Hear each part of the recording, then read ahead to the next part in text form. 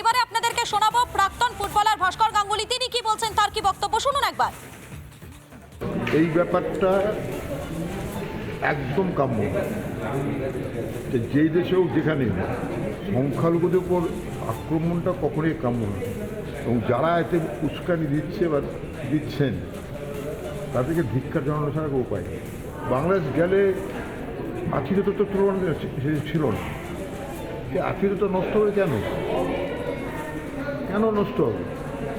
এই যে সংখ্যাগুরু এই প্রশ্ন আসবে কেন? এটা ভারত বাংলাদেশ ধরে নয়, সারা বিশ্ব জুড়ে আসবে কেন? আমাদের মানুষ। নমস্কার, দেখছেন রিপাবলিক বাংলার ব্র্যান্ড ইন্টিগ্রেটেড নিউজ রুম থেকে সকাল 10টার খবর নিয়ে আপনাদের সঙ্গে রয়েছে আমি মধুকল্পিতা। আর আমাদেরকে নজর রাখতেই হবে বাংলাদেশের দিকে, কেননা বাংলাদেশে এই মুহূর্তে কি চলছে প্রত্যেকেই জানেন, কিন্তু তারই মধ্যে বাংলাদেশের যারা বিএনপি নেতারা রয়েছেন তারা এক এক দিন এক এক রকমের নিদান দিচ্ছেন, এক এক রকমের হুঁশিয়ারি দিচ্ছেন, আর এবারে তারা একেবারে যুদ্ধ করার পরিস্থিতি, সেই পরিস্থিতির দিকেই ঠেলতে চাইছেন। কেননা বাংলাদেশের যারা নাগরিকরা রয়েছেন তাদেরকে অস্ত্র প্রশিক্ষণের কথা বলছে এই বিএনপি নেতা। একবার শোনাই আপনাদের তিনি কি বলেছেন, তারপর আবার আসছি, শুনুন। যুদ্ধ যদি তারা শুরু করে, এই যুদ্ধ আবার তাদের দেশে গিয়েই শেষ হবে।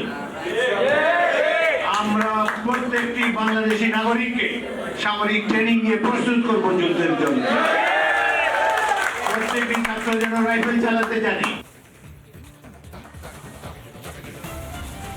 আপনারা শুনলেন বিএনপি নেতা তিনি কি বলছেন, তার কি বক্তব্য। তিনি এবারে অস্ত্র প্রশিক্ষণের কথা বলছেন। তিনি বলছেন যে প্রত্যেককে অস্ত্র প্রশিক্ষণ, রাইফেল চালানো শিখতে হবে। ভাবুন একবার, যে দেশের বর্তমান পরিস্থিতি একেবারে কোন জায়গায় পড়ে রয়েছে সেটা গোটা বিশ্ব দেখছে, সেই দেশে ন্যূনতম শিক্ষা ব্যবস্থা সেই দিকে নজর না দিয়ে এবারে নাকি অস্ত্র প্রশিক্ষণের দিকে তারা এগোচ্ছেন। এবং এই বিষয় নিয়ে বিজেপি নেতা তথাগত রায় তিনি কি বলছেন, তার কি বক্তব্য, শোনাই আপনাদের। একটু হাসি পাচ্ছি, কিন্তু এর মধ্যে একটা ছক আছে। ছকটা কি? এই পুঁচকে বাংলাদেশ যে সাইকেল রিক্সা আর গাদা বন্দুক নিয়ে বা বাঁশের লাঠি নিয়ে তারা ভারতের বিরুদ্ধে যুদ্ধ করবে, এটা সবাই জানে বাতুলতা, পাগলামি, এর কোনো প্রশ্নই ওঠে না। 15 মিনিটে বাংলাদেশ খতম হয়ে যাবে। কিন্তু এটা বলছে কেন? এটা বিএনপি বলছে। তার কারণ হচ্ছে এদের একমাত্র এই যে এতগুলো সংগঠন এবং বিএনপি, এদের একমাত্র হচ্ছে একসাথে কোথায় এরা মেলে, সেটা হচ্ছে ভারত বিরোধিতা আর হিন্দু খুন। যে তারা নেতা হবে, তারা দেশ চালাবে, বাকিরা সব হটে যাবে, এরকম আছে। তো সেটা কি করে হবে? সেটা করার একমাত্র উপায় হচ্ছে কে ভারতের বিরুদ্ধে বেশি জোরে চেঁচাতে পারে। আপনারা শুনলেন তিনি ঠিক কি বলছেন। তিনি বলছেন হাসি পাচ্ছে, আর স্বভাবতই তো হাসি পাওয়ারই কথা। একবার ভেবে দেখুন, যে দেশটাতে বর্তমানে অর্থনীতির এই হাল হয়ে রয়েছে, যে দেশটাতে সাধারণ মানুষ তারা কি খাবেন তার নেই ঠিক, আর তারা কিনা এবারে যুদ্ধ জিকির করছেন, তারা এবারে যুদ্ধের প্রস্তুতি নিচ্ছেন। এই বিষয় নিয়ে বিজেপি নেতা দিলীপ ঘোষের বক্তব্য শোনাবো আপনাদের, এবং এর পাশাপাশি পুরমন্ত্রী ফিরহাদ হাকিম তিনি কি বলছেন, তার কি বক্তব্য শোনাবো আপনাদের। যুদ্ধ কোথায় করলো ওরা? বাংলাদেশ কোনোদিন যুদ্ধ করেছে? ভারত হাত ধরে জিতিয়ে তাদেরকে বাঁচিয়েছে, নাহলে আজকে ওখানে অর্ধেক মানুষ থাকতো না, সিরিয়ার মতো হয়ে যেত। তো কিছু লোক থাকে যেই বাংলাদেশ ওদের জুতো মেরেছে, বুটের চটকেছে, তাদের চামচাগিরি করছে, তাদের দালালি করছে। রাজাকাররা তখনও করেছিল, সেই তাদেরকে ধরে ফাঁসি দিয়েছিল হাসিনা সরকার বলে, তার বিরুদ্ধে এদের আন্দোলন। সারা বিশ্বজুড়ে যে মৌলবাদী আতঙ্কবাদ ছড়াচ্ছে, সেটাও বাংলাদেশ তার শিকার হচ্ছে। বাংলাদেশের ভবিষ্যৎ অন্ধকার হয়ে যাচ্ছে, ওদেরই ছেলেপুলে একদিন দেশ ছেড়ে পালাবে।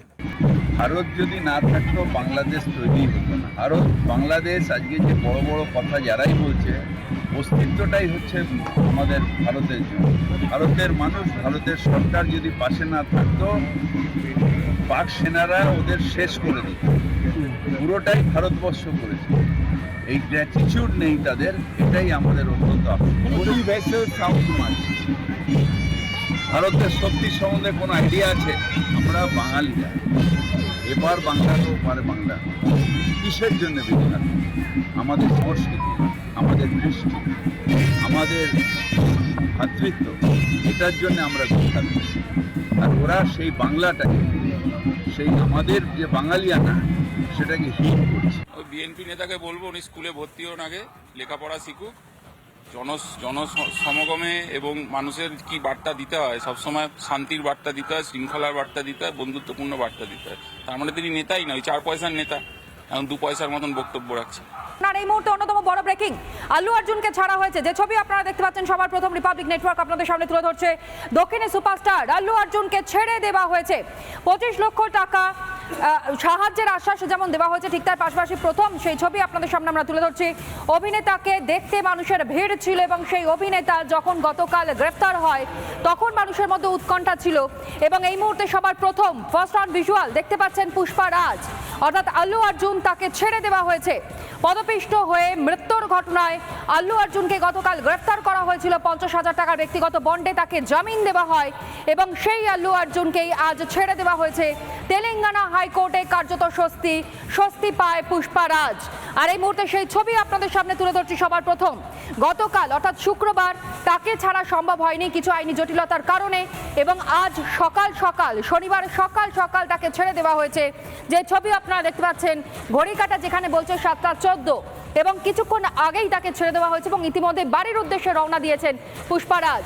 যে ছবিটা আপনাদের সামনে আমরা তুলে ধরছি দেখুন, ইতিমধ্যে আল্লু অর্জুনকে ছেড়ে দেওয়া হয়েছে। 50,000 টাকার ব্যক্তিগত বন্ডে গতকালই জামিন পেয়ে যান দক্ষিণে সুপারস্টার।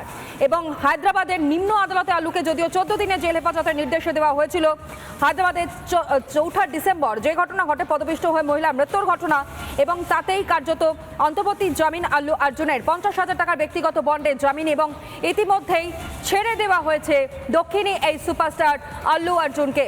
আরও একবার জানাই, দক্ষিণী সুপারস্টার আল্লু অর্জুনকে ছেড়ে দেওয়া হয়েছে। যে ছবিও সবার প্রথম রিপাবলিক বাংলা আপনাদের সামনে তুলে ধরছে দেখুন, 50,000 টাকার ব্যক্তিগত বন্ডেই তাকে জামিন দেওয়া হয়।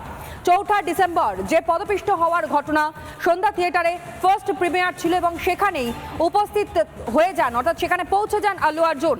তার সিনেমা পুষ্পা 2 এর প্রমোশনে পৌঁছে গিয়েছিলেন এবং সেই সময় তার অনুরাগীরা শুধুমাত্র অভিনেতাকে একবার সামনে থেকে দেখার জন্য ভিড় করতে থাকেন, হুড়োহুড়ি পড়ে যায় এবং এই ঘটনাতে পদপিষ্ট হয়ে মৃত্যু, এবং সেই মৃত্যুর অভিযোগেই গতকাল গ্রেফতার করা হয়েছিল পুষ্পা রাজকে এবং আজ ছেড়ে দেওয়া হয়েছে সকালে।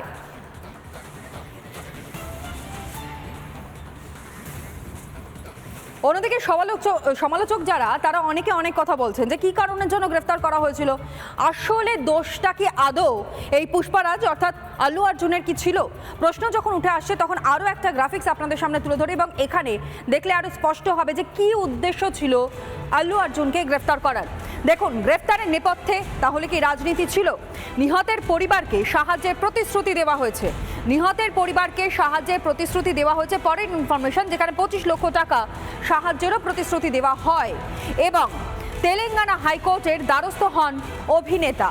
তেলেঙ্গানা হাইকোর্টের দ্বারস্থ হন অভিনেতা আল্লু অর্জুন। আগামী 16 ডিসেম্বর শুনানির দিন ধার্য করা হয়েছে। পরের ইনফরমেশন আপনাদের সামনে তুলে ধরি, যেখানে শুনানির আগেই তড়িঘড়ি তাকে গ্রেফতার করা হয়। কিন্তু উদ্দেশ্য কি ছিল? উদ্দেশ্যটা কি দক্ষিণী এই সুপারস্টারকে গ্রেফতার করার? হাইলি পেইড একজন অভিনেতা, তাকেই গ্রেফতার। শুনানির আগেই তড়িঘড়ি তাকে গ্রেফতার করা হয়, যদিও তাকে গ্রেফতার করে রাখা সম্ভব হয়নি। 24 ঘন্টার মধ্যে ছেড়ে দিতে হয় তাকে, এবং আজ সকালে তাকে ছেড়ে দেওয়া হয়েছে। বাড়ির উদ্দেশ্যে ইতিমধ্যেই রওনা দিয়ে দিয়েছেন দক্ষিণী এই সুপারস্টার পুষ্পা রাজ অর্থাৎ আল্লু অর্জুন। এবং সেই ছবিটাও একেবারে এক্সক্লুসিভলি এবং ফার্স্ট অন ভিজুয়াল আপনাদের সামনে আমরা তুলে ধরছি।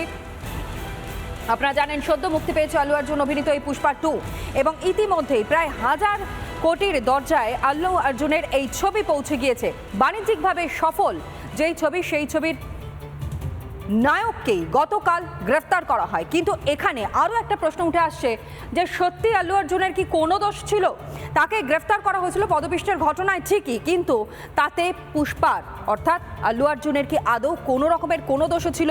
সেটা একবার আপনাদের সামনে আমরা তুলে ধরবার চেষ্টা করি। তার কারণ, যারা অগণিত ভক্তরা রয়েছেন তাদের মধ্যে ঘুরপাক খাচ্ছে সমান এই প্রশ্ন, কি কারণের জন্য তাকে গতকাল তড়িঘড়ি গ্রেফতার করতে হলো হায়দ্রাবাদ পুলিশকে। যে ইনফরমেশনগুলো আপনাদের সামনে আমরা তুলে ধরছিলাম এবং যে ইনফরমেশনগুলো লাগাতার আপনাদের সামনে আমরা তুলে ধরছি, দেখুন কি কারণের জন্য তাকে গ্রেফতার করা হয়। সবার মনে যে প্রশ্নটা ঘুরপাক খাচ্ছে তার উত্তর কি?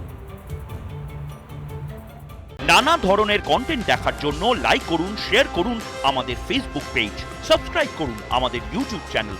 পাশাপাশি অন্যান্য ব্রেকিং নিউজের জন্য অবশ্যই চোখ রাখুন রিপাবলিক বাংলায়।